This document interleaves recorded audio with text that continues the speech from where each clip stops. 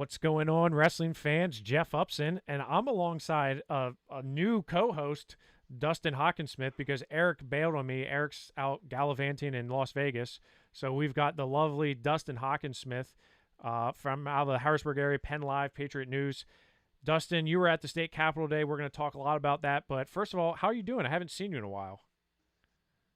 It's good to see you in this capacity. We talk a lot just about wrestling and everything else, and this is the first time I've subbed in for somebody, and I have more hair than the person that I subbed in for. So I'm really excited about that. I mean, you're no Eric, but you do have more hair than Eric, so that is we're already off to a good start, right? I mean, that's about the only check mark in the right column, but okay. we'll have a good time. We're gonna have a blast, and today was a big day. Dustin was able to travel out to the Capitol building, and we had a really big day out there in the growth of women's sport in wrestling in Pennsylvania, and it's something that we've been talking about for a while, but today was kind of on the forefront of that discussion. And we saw some real heavy hitters coming in. So we're going to talk a little bit about that. We're going to have Leah Wright on. This is the second time Leah Wright's been invited on to the show. So, and last time I kind of scolded her for being from Cumberland Valley, and she reminded me that she didn't graduate from Cumberland Valley, but she's now involved in Cumberland Valley. So, I'll give her a pass on that, Dustin. But you're a West Shore guy too. So, yeah, I don't know about you folks, Dustin. Well, my daughter goes to Cumberland Valley School District too. So same situation. Didn't graduate from there. I graduated from the Pennsylvania powerhouse Susquehanna High School. That's right. Home of Dalton Group. Yep.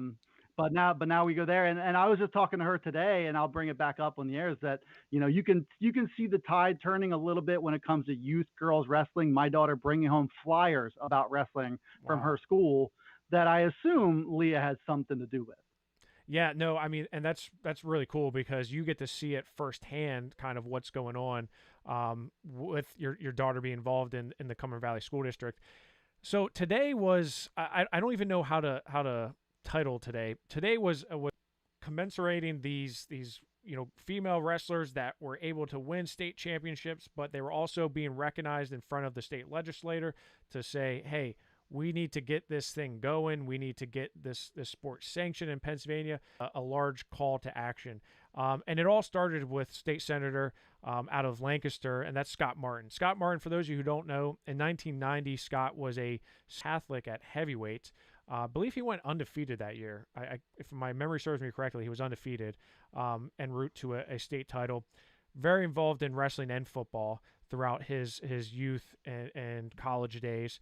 And I actually believe he got a few calls to the pros, but nothing ever panned out. So he went into politics, where he's been doing a great job, and he's kind of been on the forefront of a lot of the movements with sanctioned PA wrestling. And it's really great to see him kind of orchestrate and bring together so many stakeholders into one spot. You had State Rep Ann Flood, who was also there today. You had folks like Bruce Baumgarter there, who is an absolute legend outside of every aspect of wrestling. It doesn't matter where he goes, he's recognized as kind of at one time the face of USA Wrestling. And Dustin, you got to walk up the steps of the state capitol beside him. Did he tower over you? And did you ever feel like, man, this guy could still put a whooping on me right now? Listen, there have been some times in my life where I've felt absolutely pathetic. This is high on the list. Number one, because this gentleman still looks like he's got it. Like, it still looks like he could go, maybe not win gold in a world title match or anything, but I think he could still wrestle at a high level. He's got either a titanium hip or a titanium knee. I'm not sure which. I heard him telling security that. And we're walking side by side. I just kind of found myself next to him. What happened was, we went down to like the press conference area. I asked a question, which you made fun of my nasally voice. It was behind a mask, in my defense. And so it broke, and we all kind of migrated upstairs to go out to the House of Representatives, to go out in the stands there. I was introduced to him. I found myself walking side by side the entire way through. And he was anxious to address the question that I asked Senator Scott Martin. So we talked about that. Just about the path forward. It's obviously a big thing right now. And I was curious coming into today, what does the political realm, what can they do to generate more momentum? What does it mean to make some kind of symbolic gesture, like kind of like to what today was? How much value does that bring? So he and I talked about it. He had a really level perspective, good perspective when it comes to wrestling, as well as the administrative side and understanding where the PIAA is and their decision making and all that. But, and this is where I felt pathetic, we're walking up the steps, and it's not even that many steps, and I'm starting to breathe a little heavier. And Bruce Baumgartner with his Titanic or whatever was perfectly fine. Yeah. So I'm like trying to hold in the sweat and get my lungs to cooperate. And this dude's just cool as a cucumber. Yeah. But it was a surreal moment for me to walk. I knew he was going to be there. I did not imagine being face to face with him for a 5 minute walk, but it was really insightful to hear what he had to say about all this.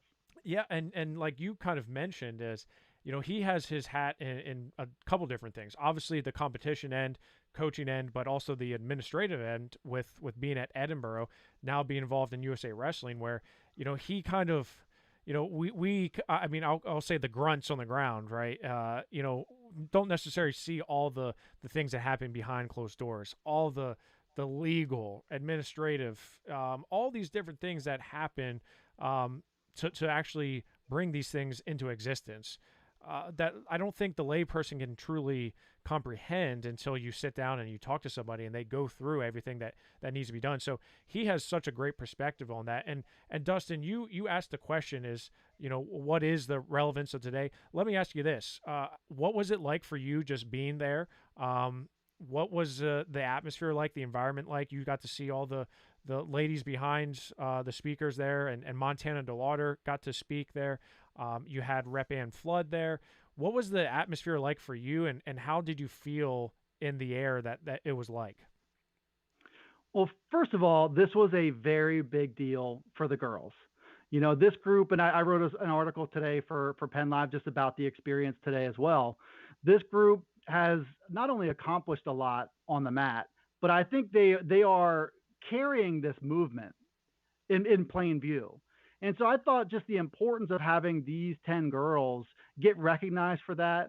And then I think in terms of the movement itself, just to have these girls in front of a different audience and be able to speak to, people who can affect change at a broad level and help them understand where they're coming from as athletes and why this cause is so important to them. I went into today I wasn't really understanding how big it was going to be. What is the magnitude of this? And sometimes I go in, not cynical necessarily, but just curious what kind of political gesture this was. And this was not a hollow political gesture by Scott Martin or Ann Flood. Both of them have wrestling in their backgrounds. Mm-hmm. Ann Flood from Northampton. You mentioned, you knew of her son who had wrestled. And Scott Martin, obviously with his background, he too looks like he could wrestle heavyweight right now if he wanted to. So there is substance behind the words that they're using, the gestures that they're making. They work pretty hard to get these girls in both the Senate and the House of Representatives to be recognized by both. And it was a really cool thing to have, up in the stands, up above the lawmakers in the House, for the lawmakers to stand up, turn around, and give them sort of a standing ovation and recognize them. I think given all the circumstances and what these girls accomplished, I thought it was a really well-deserved thing for them. And I think in terms of the movement itself, I mean, this is a really important thing. Being visible and making the sport as mainstream as you can possibly make it is a big part of the battle right now. And something like this, was a meaningful step for them to be able to take it to a new audience. And the one thing that you had mentioned that I really kind of attached myself to was hearing Ann Flood and her talking about her experiences in wrestling, because she had so much perspective and substance to what she was saying. And Ann Flood, for those of you who don't know, she's newly elected, I believe, state rep out of Northampton, the Lehigh area.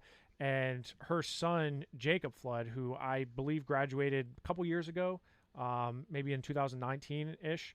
And he was just not a superstar guy, but I can remember seeing him wrestle against some tough kids from Becca, Nazareth, and she kind of talked about not only having a son in wrestling, but her experiences in wrestling, growing up with a father and brother who were involved in wrestling, her being on the mat, her wanting to compete, and it was almost like a stigma, right? I mean, you're not gonna, a girl's not gonna compete, like get off the mat, and she ended up staying involved in wrestling, but never got the chance to actually compete in it, although she would have liked to. So just hearing her say that, and it was almost like turning around and looking at the ladies behind her and saying, I didn't have this opportunity.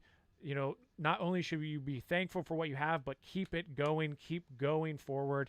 You have a lot of momentum, and we're going to do anything in our power to get you to do that. So when I looked at the quote press conference, that was probably one of the more meaningful things I heard of the day, was just hearing her experiences, because she was really relatable, if that makes sense, Dustin. Oh yeah, and everybody can relate to a wrestling mom who, you live it with passion, and you're sometimes more on edge as a mom than your Yeah. than your kid is. So I think, she obviously connects to the cause, and I thought it was interesting, like you said, that her mentioning, she wishes that she could have wrestled, but she had, I think it was her dad who said no, and you wish that, things had changed more over the past 30 plus years since then. She said that was in the 70s, and it doesn't sound all that different in certain parts of the state right now. And I think that's part of what all this is about, is being able to remove that stigma. And a big part of that is, they're going to be parents until the end of time who aren't going to let their daughter wrestle boys. Yeah. And so that's part of this. And, she obviously connects to that mission. And, I think delivered a really good message. I thought Scott Martin did. I thought Montana DeLauder in that Yeah. setting with her no, I thought her message was outstanding.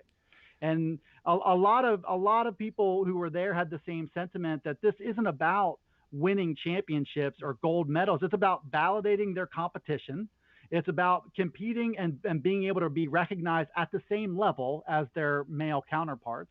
But more often, it's about being able to learn and apply all the different lessons that wrestling teaches you.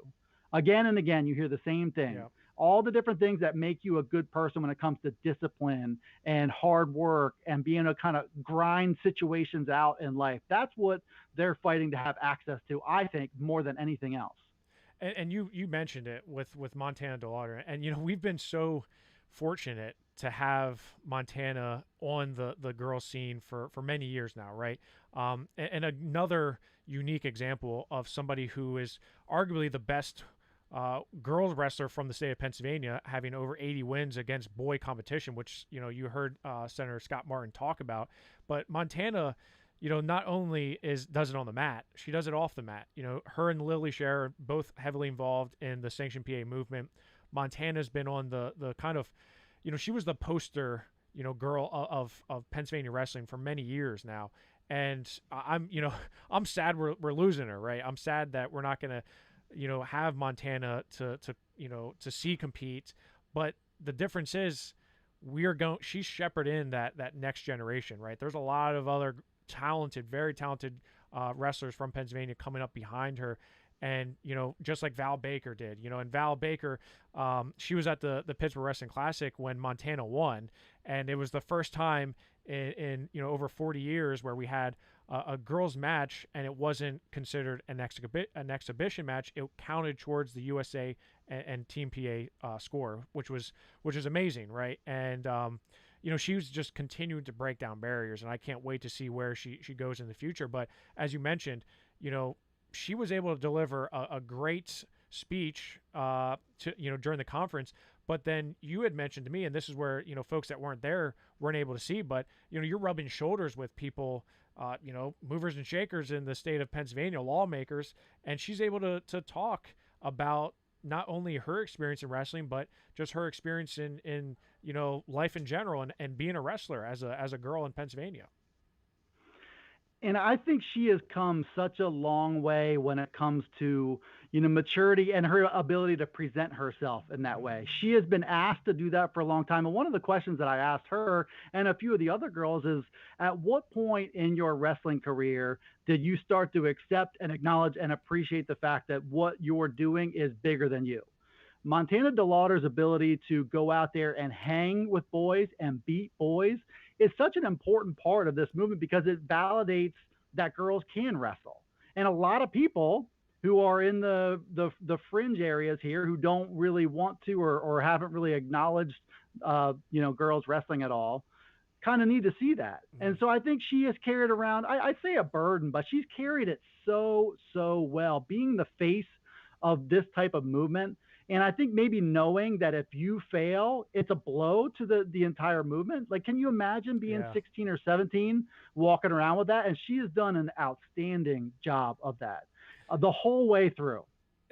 100%. And it's funny because I think Lily and Montana, and they're good friends, and Lily is kind of more like a firecracker, and Lily does the girl power stuff with us, which we're going to talk about in a little bit, because she was really the driving force behind us doing the state medalist shirts this year for the girls. But Lily just kind of, she's very outgoing, and she'll talk to anybody about it, and she's not afraid to share her mind. Montana, a little bit more quiet, a little bit more reserved, but man, when she spoke, it was just like, okay, it reminded me of like Kyle Snyder. Kyle Snyder, kind of quiet guy, kept to himself mostly, but when he spoke, and you're gonna listen, right? You're gonna listen up, and Montana, I thought, did that today, and I think she's only going to continue to do that as she moves forward to college and comes back to help the Sanction PA movement and Gettysburg, right? And Dustin, you've kind of been on the more of the front end than I have with this in Gettysburg, but with Chris Haynes and everything he's been able to do down there, it's not just Montana, right? There's all these other girls that are doing well and competing at a high level and getting something out of the sport, which is just incredible. I mean, we need to kind of clone Chris Haynes from across the state, and we need folks like him to go around and let people know how to do it. That's 100% right. And I think the way that he's been able to make his wrestling room a really welcoming place, and be able to, I watched him run a practice that had 8 or 9 girls in it, including Montana, to treat all of them the same and give them the exact same coaching, the exact same attention, regardless of their skill level.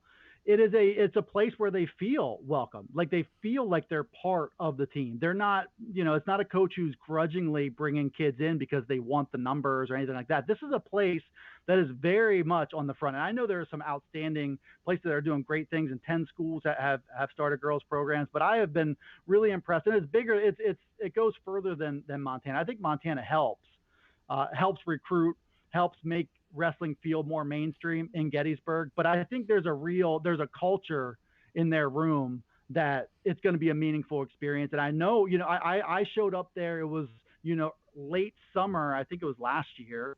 And there were girls who had gone out for other sports who had been cut from those sports. And Chris is going after them with passion, saying, you know what? You are not going to get cut from our team. If you want to come in and work, you're going to get something out of this. You're going to get better at this.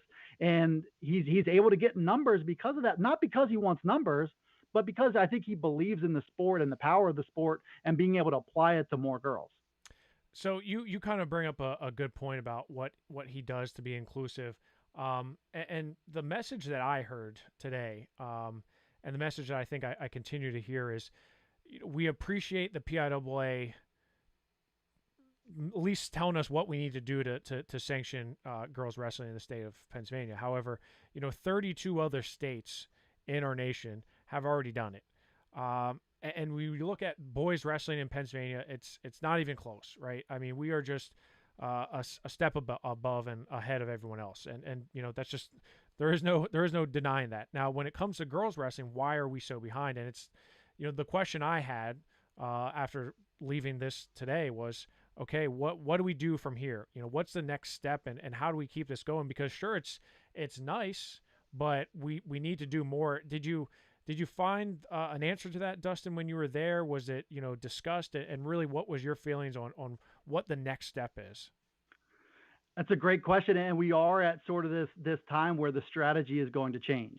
So Brooke Zumas, who you're familiar with from Parkland High School, the chairman of Sanction PA, she kind of mentioned that the campaign from them is going to shift from education and knowledge, and making sure that people understand the ins and the outs of this, to maybe something that, I don't know if I would use the word aggressive, but different tactics to try to get some programs that they believe are close to making a commitment to actually turning the corner. And then, there's a really good chance that momentum will work in their favor, and you get, say, one program, let's say from Lancaster County, could give way to three or four more once they see that one goes. And I think they spent a year, almost a year exactly, working really, really hard at this and getting 10 programs. And to me, I came into this thinking, okay, do the simple math here. You worked for a year and worked ridiculously hard at this, and you got 10. I think that's going to be the hardest 10. And there is a sentiment there within that movement itself that they are hopeful that they're not going to have to get to 100 before the PIAA meets them somewhere in the middle. Yeah, and that's always been my gripe. And Eric and I have talked about this on the show before, and my biggest complaint is, the PIAA it kind of, stuck in the 1960s or 70s whenever the bylaws were written.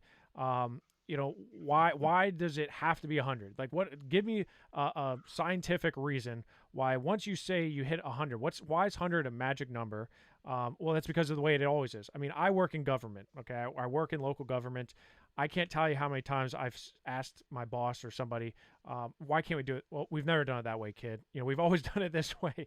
And I just want to strangle somebody. I'm like, well, we used to drive Model Ts, but we don't do that anymore. We used to do a lot of things, but that doesn't mean we should continue to do it. The movement is real, right? And today's day and age, today's society is very much, we've got to get it, and we've got to get it now. We're tired of waiting around. And I kind of feel that momentum from some of these girls. And it's almost like we don't need to sanction 100 schools to make this a popular thing. This is already popular. Look at the growth, even during a global pandemic.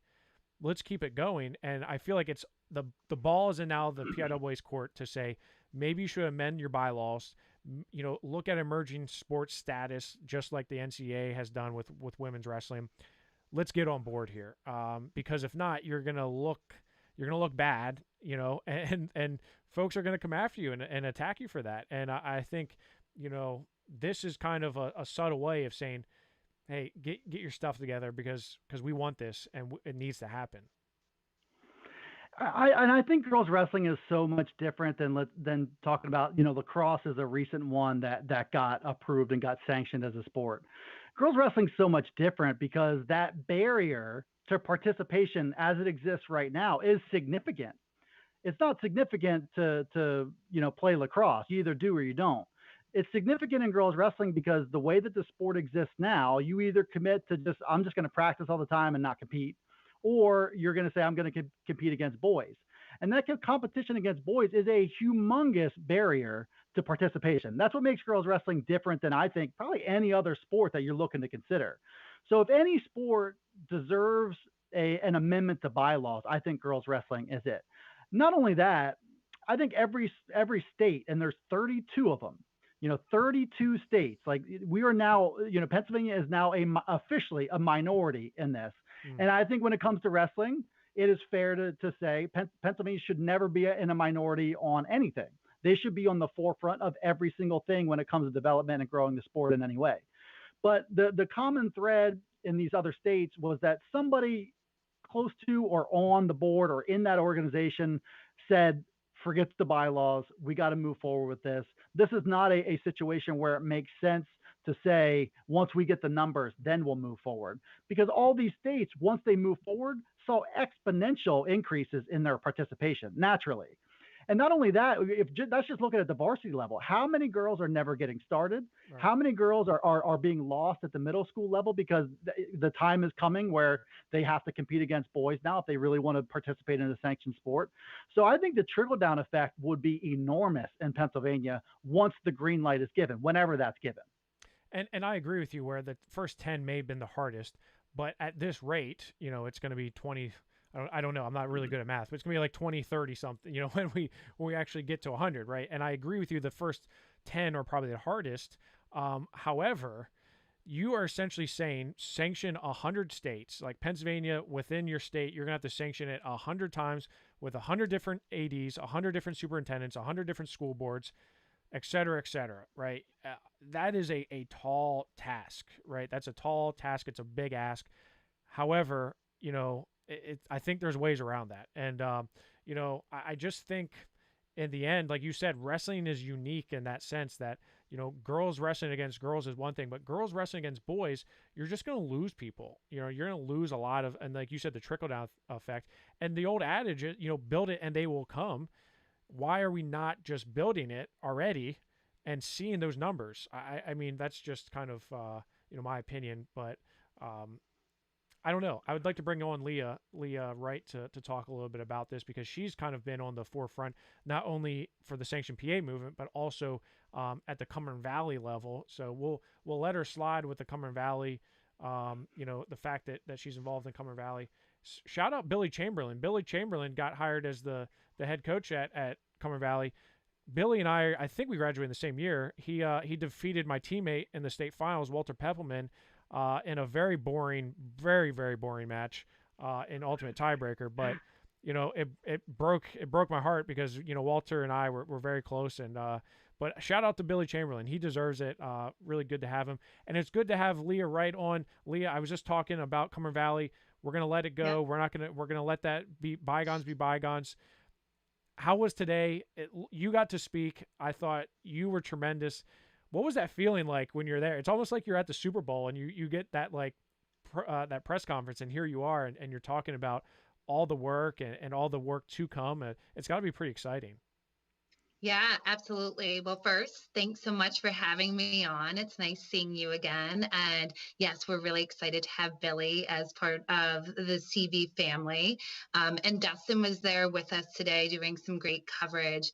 But overall, the day was thrilling in so many ways. There was a lot of build up to the event and legwork that went into it, not just from the girls showing up, making sure they had all the information, but from the legislative side.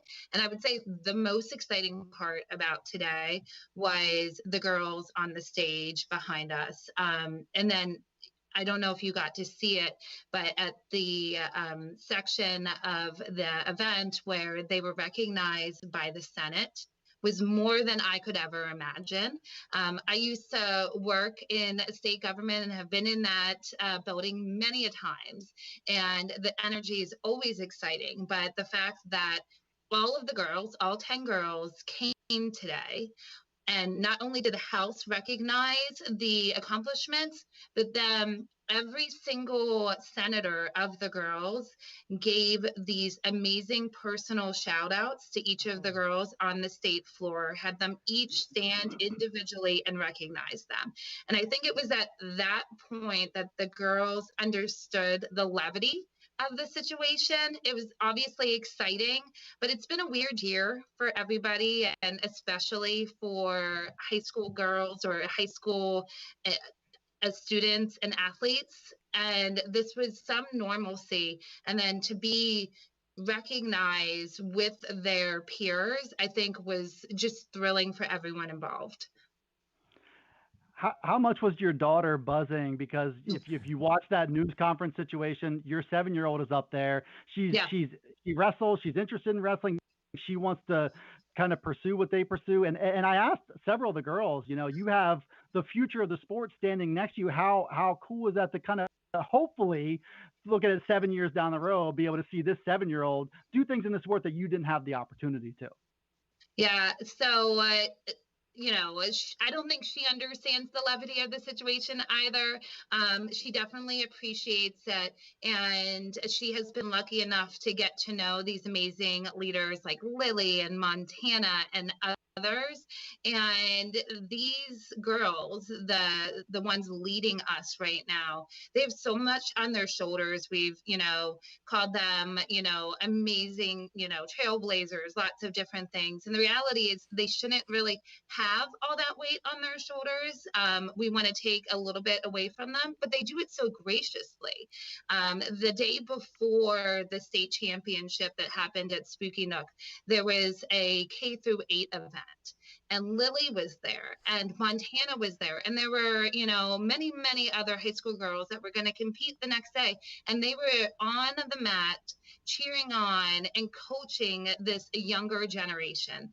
And I had posted a picture of Paige with Montana and Lily the next day when we went back with their golden medals. And I said, I hope that Paige grows up to be like these young ladies, not because of their athletic achievements, but because of who they are individually. So it really is a phenomenal thing to see what these girls are doing. And yeah, Paige was over the moon and was clapping right along as they each got recognized. So she was the one who Montana said is the future state champion on the stage there. That's who it was, Yep. right, Leah? Yeah, talk about weight on your shoulders, right? Something to live to there. Thanks a lot, Montana. And you know, you kind of said it. It's like they have, you know, whether that's they asked for this burden or not, they have it. And you know, I know in the beginning of the Sanction PA movement, you're like, we can shoulder some of that. And you know, I know Lily pretty well, and she's just like, nope, I'm good, I got it all. And you know, I know that tournament that she was at, because she was video and interviewing Scott, you know, that day, and she was trying to get coverage, and I'm like, Lily, you could focus on your wrestling tomorrow. No, I got this, I'm good. And it's really great to see, you know, that kind of passion. And Leah, when you look at the overall message of today, and I think you said it. You said this is important. This is really important. Did that resonate with folks? Because we have a lot of course, excitement around it, but it needs to spread kind of outward. Did you feel like that was achieved here today? Yeah, most definitely.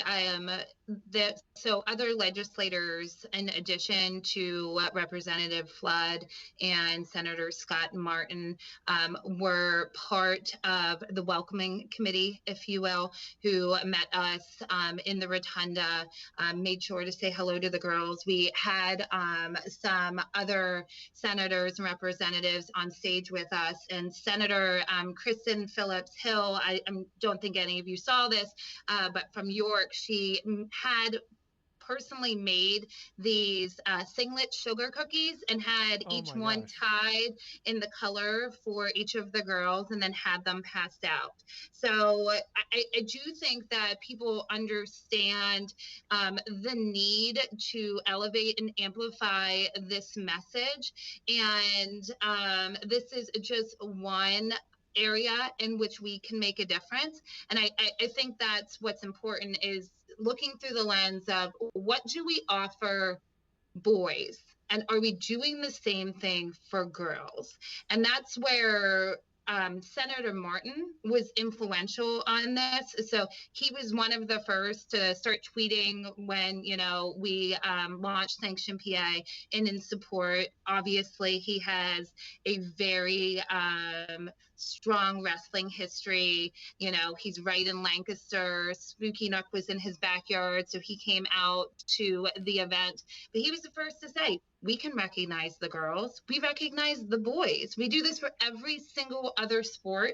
Why aren't we doing this? And so that's what made today monumental, is looking through that lens of equity and making sure that we have the same opportunities. And Jeff, I'm going to call you out because you did something today through that same lens, where, you know, the guys, they get their shirts, their medal shirts, and 63 shirts are in the mail, right? Yeah, absolutely they are. And you know, that is all Lily. Like Lily's, and of course, living through that lens of what I am, it's like you don't realize what the boys have that the girls don't. And Lily said to me, I can remember the day she texted me, she's like, you know, I dated Ed Scott and I was wearing his state champion shirt.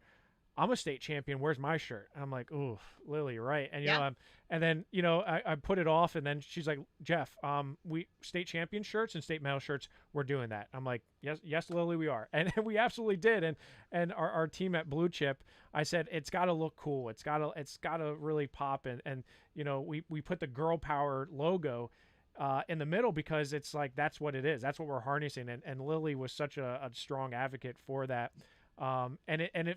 It's actually, I'm so excited for it, because it's the first time we're ever doing it. And it's like, hey, you don't have a quote PIAA medal, but you get the same shirt that every single PIAA boys state champion gets, and you get to wear it around with the same pride and passion as all the boys do. So it's just a T-shirt, but I feel like it's kind of symbolic of the movement overall, right?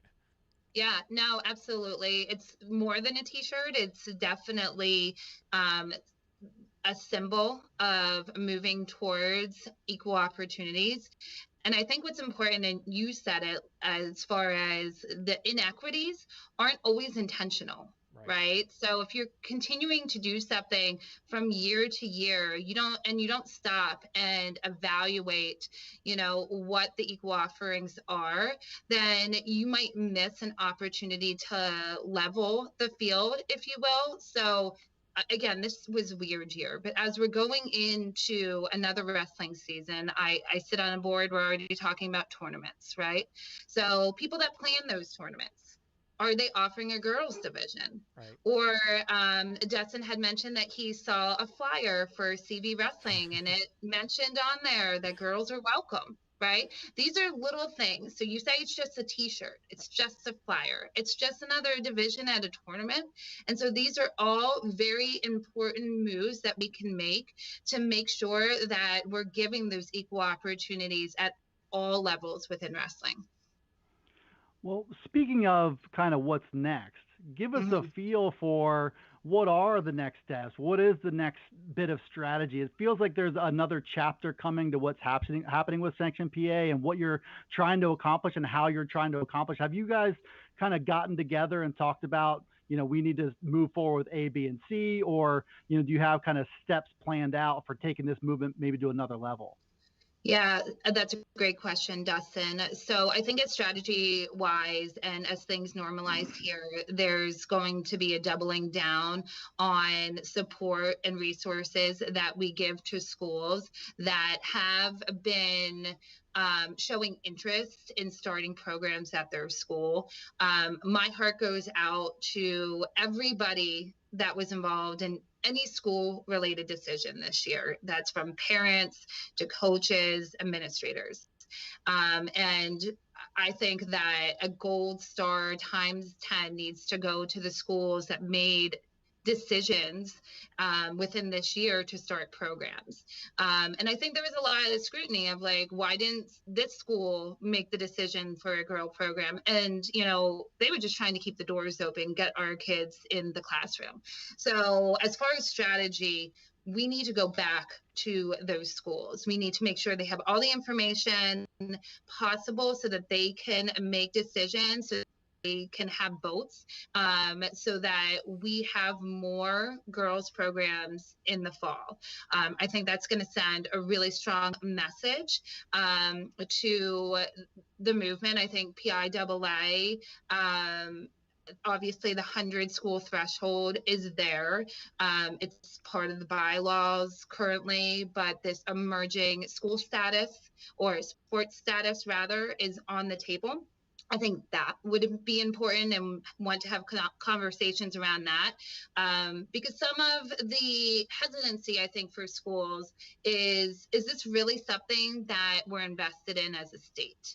And so the PIAA making that emerging school status and naming wrestling as a top emerging or schools sports status, and naming wrestling as an emerging sport, I think will give a lot of credibility to those administrators that are making that decision.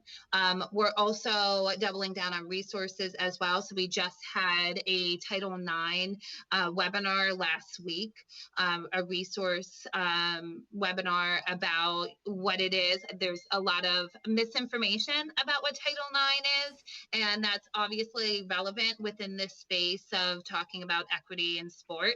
And so continuing to do that activity and those actions and finding more partners. So that is part of the strategy in the next 6 months. If you can put COVID aside for a second, I know it's impossible to do, but put COVID aside for a second in the past year and all the impact that that has had on everybody within the realm of high school sports. How tough of a sell is it to a school board or whoever to try to green light the approval of a girls wrestling program when you don't really know what the future holds exactly. Like it seems hard to sell when you don't know, okay, what's next in this? When are, how much is the competition going to grow? It just seems like a lot of uncertainty then piled on top of the uncertainty of trying to navigate through COVID and all the scheduling and all that. Sure. So I think that we have a lot of compelling data, statistics, and just case studies of the popularity of this sport and how quickly it grows. So that's one thing. The second thing is, although this is a new sport, it's got the infrastructure already built in within the state to be running this moment, right? So I believe that Senator Martin said today, it's not like starting a team sport where we need to make sure that we have a certain number of players on each team at the school, and then making sure that there's other teams that people can compete with. As an individualized sport, we have more flexibility on what that looks like. Obviously, you want more than one participant on the team, but it is plausible to say we're going to have a girls team and we're going to build it from zero. This year we have one, and there's lots of creative ways that the teams are being formed, and they look different from school to school. And it's really astonishing to see the solutions that schools are coming up with. So Gettysburg's program, for example, they have the same head coach for both the boys and girls, and they wrestle together. They have the same facilities. And if they're going to travel to competitions, they could travel together. Then Easton went a different approach and decided that they wanted two completely separate programs, different coaches. And so again, I think that it's a sell. I've believe that in my lifetime I've had harder sales in front of me. I think that there's a lot of compelling arguments, and we're only hitting the tip or the tip of the iceberg as far as the compelling arguments. There's the fact that wrestling is an extremely diverse sport, and the threshold for entry is really easy as far as it doesn't cost that much for a participant compared to a lot of other sports. And so making sure that you offer opportunities equally within your school, I think that the barrier for, if you just had the opportunity to sit down with the administrator, I think that they would be swayed fairly easily. Kind of piggybacking off of what you just said about the administration portion of it, I was surprised to see Bruce Baumgartner there. I'm like, oh my gosh, you got a 4-time Olympian, 2-time, gold medalist at the Olympics, a guy who, I had a poster of him up in my room as a kid. I mean, he's a legend. And I'm thinking, man, I think it adds value, but Dustin brought it up. It's like, well, he has a couple hats he wears, and the administrative hat is kind of an important one. How critical was it having a guy like Bruce there who was, in that role as an administrator at Edinburgh, and has kind of worn a whole bunch of different hats when it comes to wrestling? Yeah, so he certainly added a lot of credibility. Him and I talked on the side as well as far as understanding the administrator decision and prioritizing certain programs over others. He obviously wears a great hat when it comes to just in general being known in Pennsylvania. He's walking through the Capitol, and he knows a bunch of people not part of our group, and I don't even think it was wrestling related, right? So him being able to talk from the perspective of not only an administrator, but in general, like an educator, right? And understanding, offering opportunities, I think that was huge. I also think for him to be able to give like a historic perspective of where the sport was and where the sport is and where it needs to go is a phenomenal just kind of peek into a different perspective than anybody else has, right? And then also adding in things like the Olympic conversation and the fact that Helen, who we're all going to be, on the edge of our seat cheering for, she's training right now up at Nittany Lion Wrestling, right? So it also gave a lot of foundation for the importance of Pennsylvania as a leader in this sport, and how, frankly, we might be missing the boat a little bit here by not, putting our arms around this a little bit more. It's so incredible that you said that, because when he kind of brought that up, it was like it was hard for him to even say that. He was like, wait a second, Helen, a gold medalist, is training in Pennsylvania, in a state they don't. Oh, okay, this is this is really important stuff. And I'm really glad you mentioned that, because it tied it all together. And you're like, okay, this is missing the boat.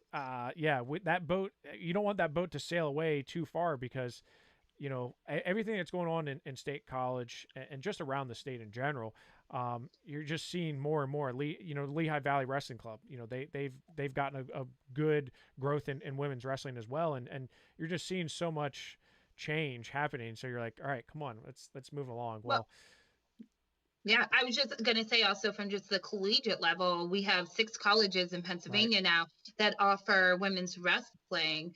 And the fact that we wouldn't want our own girls to matriculate into those programs in our state gives you a moment of pause to say, do we need to make a change here?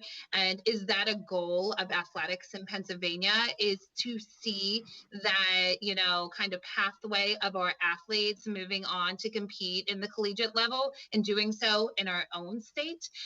So I think all of those things are great arguments, and just points of reflection for, as Dustin said, the administrators, but also our legislators today. I think they really understood it.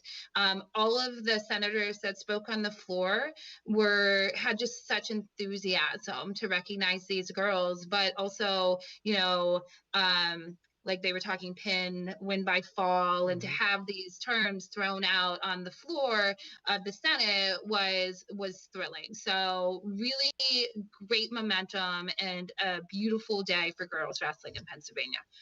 Well, thank you so much, Leah, for not only joining us here tonight, but all your hard work. And we can't say it enough, right? I mean, there's so many pieces, and there's so many people behind the scenes. But it's just so great that we have this movement to kind of piggyback on and say, hey, what can we do to help? And get the fans involved, and get parents involved, and get whoever's listening involved, because it's gonna take a village, right? It's gonna take a lot of us, and we appreciate your efforts and everything you did. And your daughter has she has big shoes to fill, not only Montana's but also yours too, right? Yeah, absolutely. Today was a great day. Quick side story. My first job where I started my career was in that building, in that room, doing press conferences. And so having her standing by me today, and just realizing the power your voice has, not just from me, but from Montana and the other girls, is just a insurmountable gift that I'm proud that she was able to receive. Well, I think she's going to look back on this and say, wow, I can't believe this is what, transpired here today. And it's funny how it all comes full circle for you, Leah. And again, we appreciate everything that you've done for Pennsylvania wrestling, girls wrestling, the Sanctioned PA movement. And thank you for joining us tonight. Thank you. Thank you, Dustin, for your great coverage, and hope to be back again. Yes, absolutely. Thank you, Leah. Thanks. Bye-bye. Leah. I thought it was so cool, Dustin, to hear her talk about like the cookies, right? And like, that takes time, right? It's like, I think of when you go to like a party and you're like, yeah, you just grab like a veggie tray, or you just, because it's easy, right? Somebody actually baked cookies in the form of singlets, color coded towards that's a process. I mean, my wife bakes. I see it happen. Like, it's an all day affair. That's cool. Those little nuggets right there, or cookies, should I say, are really cool to find. The level of detail behind the scenes with this thing, and how on point they all need to be, because this is an uphill fight that all of them are fighting. I did eat one of those singlet cookies on the way home, and it was delicious too. It was a 2-bite. I went down to the waist, and then I finished it off. That was it. That was all she wrote, right? No wonder Bruce could crush you. He like takes a handful of cookies and it's like, like Yeah, I've stood next to him at a wrestlers in business conference one time, and I was like, oh boy, you're a big guy, and yeah, it's just so cool to see. And Leah, I love talking to her about, I love busting her chops about Cumberland Valley. But she's so great for the movement, as is everybody involved in it. So, and she did bring up that we are. Everyone knows we do the state medal shirts. I think it's 6 or 7 years straight we've done the state medal shirts for the boys. State champions, state medalists all receive shirts. It's quite a large task to try to get a list of addresses, because at first we had to send them to schools, then we sent them to wrestlers. It's kind of a mess, and you're talking about 400 plus wrestlers, eight, now down to 13 weight classes. But with the girls, Lily said we have to have girls shirts for the state medal. So I'm like, you're right. Why are we not doing that? So Lily was a driving force behind that. So I'll put up a screenshot here of the shirts that you can see. So it's PA Power Wrestling in the middle. It says Girl Power. That's on the front, and I'll put that up a little bit bigger here. PA Power Wrestling with the Girl Power with the pink medal hanging down here. Lily's colors for the Girl Power are green and pink, which are very fitting. But the cool thing is the back of the shirts look just like the boys do. So if you're walking by and you see like a guy shirt wearing a state medalist or state champion shirt, and then a girl wearing it, and it's going to look the exact same. The only thing different is that front. So I thought that was important to show, like, this isn't just, you are just as good, right?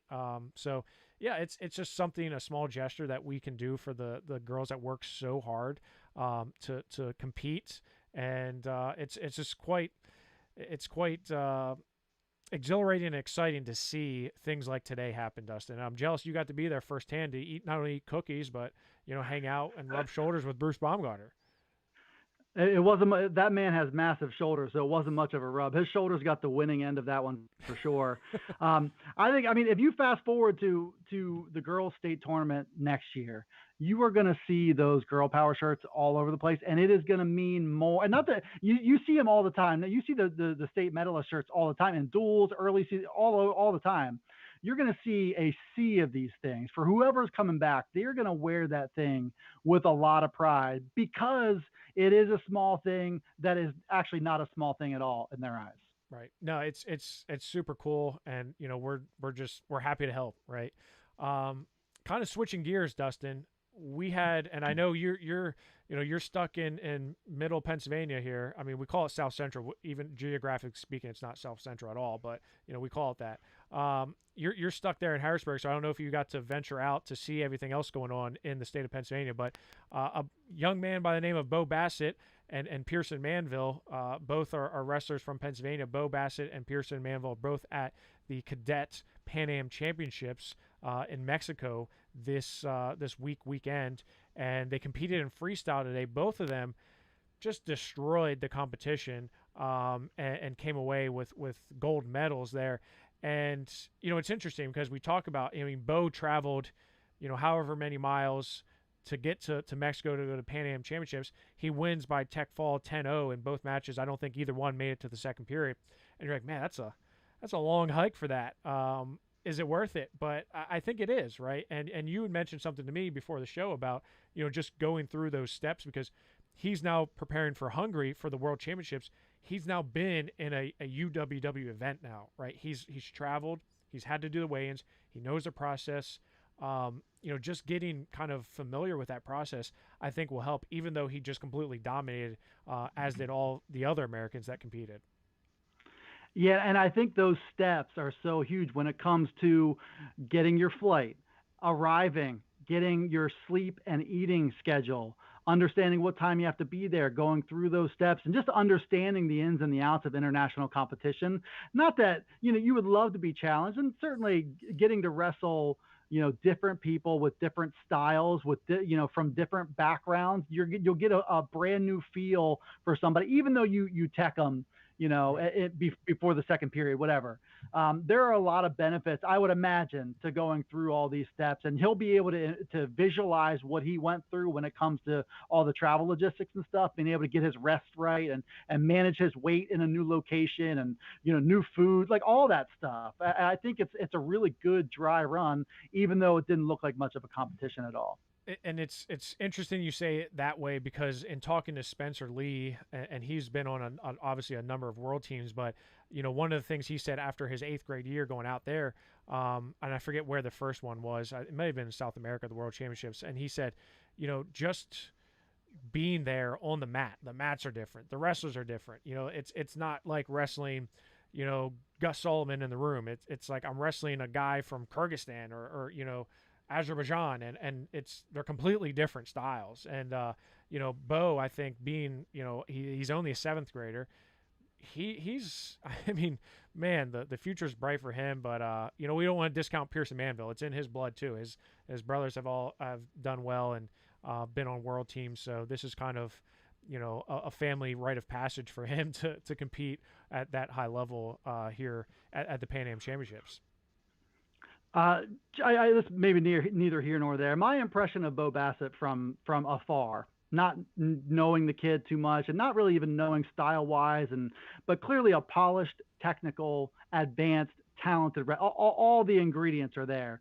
But to me, it strikes me as the number one asset for him is his attitude and just a mature wrestling approach. Like, he is not going to get that shaken. It looks like he's equipped to deal with failure if or when that ever comes. And you have to be able to get there. I think of Mason Gibson, for example. Yeah. Getting beat the way that he got beat by Brett Unger and the stun, being stunned like that. You have to be equipped to handle that, not just within the same tournament, but in the mindset of your career. If you go into, and certainly Bo Bassett will feel this way, if you go into, I know it's a couple years off, but go into your first state tournament, for example, aspiring and expecting to be a 4-time champ, what happens if things go sideways? Right. He just strikes me as a kid who, if something like that happens, whether that's at the high school level or at the collegiate level or whatever, he just looks like he's in the frame of mind that he can handle that part of the sport. Yeah, the one, we've been fortunate to host Bo in a couple of different art tournaments, one being True Power against Nathan Desmond, the other one at the Redemption Duel. And really, we saw him at True Power against Nathan Desmond, and, he got turned in that match. Nathan Desmond was on him, right?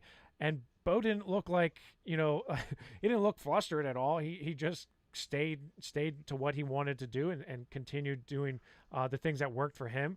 And it's interesting you bring up Mason Gibson, because Mason Gibson is going to be a better wrestler because of what happened in that state final. So you're right, the level of maturity for Bo, that kind of tenacity, that mental edge that he has is I think very mature for his age. And I think, like you said, it's going to pay dividends down the road. It's not when, if, or it's not if, it's when, he does take some adversity, right? Because everyone does it, right? It doesn't matter whether that's not getting a tech fall when you want one, or if it's getting pinned in the state finals. It could happen. It will happen at some point. And speaking of adversity, how about Pearson Manville? Pearson and Carson Manville, two of the craziest postseason things. For Pearson to lose in the true second and not reach the super regional is stunning to me. Yeah. It's a talented kid who I would fully expect 3 high finishes the rest of the way. He was a victim of the weirdness of the postseason. That's just one situation. That true second match is so unnatural. And when you're on the losing end and you're reeling a little bit, and you have to in some of these situations, the gym empties, or it was already emptied in the first place, that you're getting your mandatory 45 minutes. There's nobody else around. You're just pacing and waiting for your time to be up. Like, it is a weird situation to try to come back from. And he was a victim of that. And Carson with his deal with Brooks Gable and Altoona and being DQ'd and not being able to get to Hershey at all. But Pearson, really bright future. And I suspect, is he even more advanced in a freestyle and Greco side of things than he is in folk style? Yeah, for sure. And, the Manvilles are just, Mason being more of a Greco guy, and, both, all 3 of them are just, very, very savvy.